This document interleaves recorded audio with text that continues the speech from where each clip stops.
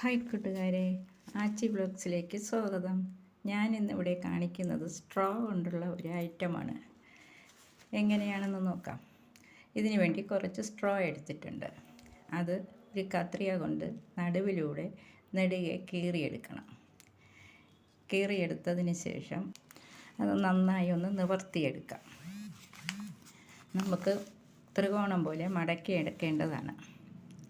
നിവർത്തിയെടുത്ത straw ഇതുപോലെ ത്രികോണമായി ഒന്ന് മടക്കിയെടുക്കാം.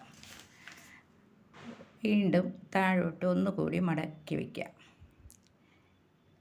അപ്പോൾ ഒരു ത്രികോണമാവും.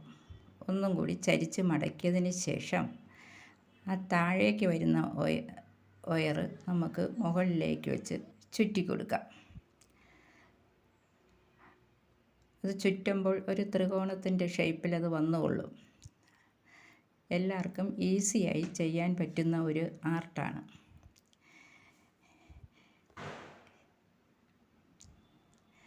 ഇങ്ങനെ ചുറ്റി ചുറ്റി വരുമ്പോൾ അത് ഒരു ത്രികോണം പോലെ ആകും. അത് ലാസ്റ്റ് നമുക്ക് ഒന്ന് കൊരുത്തു വയ്ക്കാം.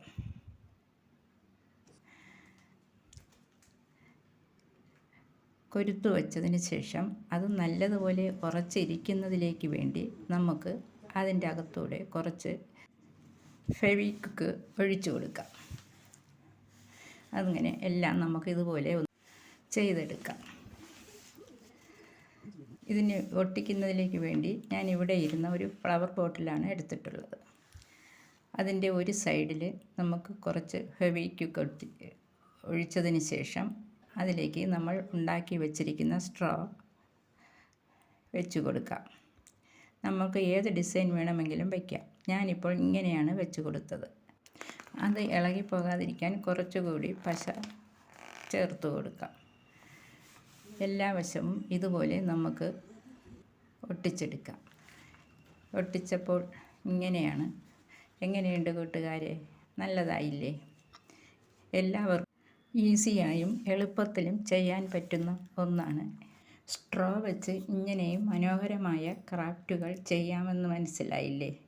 എങ്ങനെയുണ്ട് കൂട്ടുകാരെ എൻ്റെ വീഡിയോ? ഇഷ്ടപ്പെട്ടാൽ ലൈക്കും കമൻറ്റും സബ്സ്ക്രൈബും ചെയ്യണേ.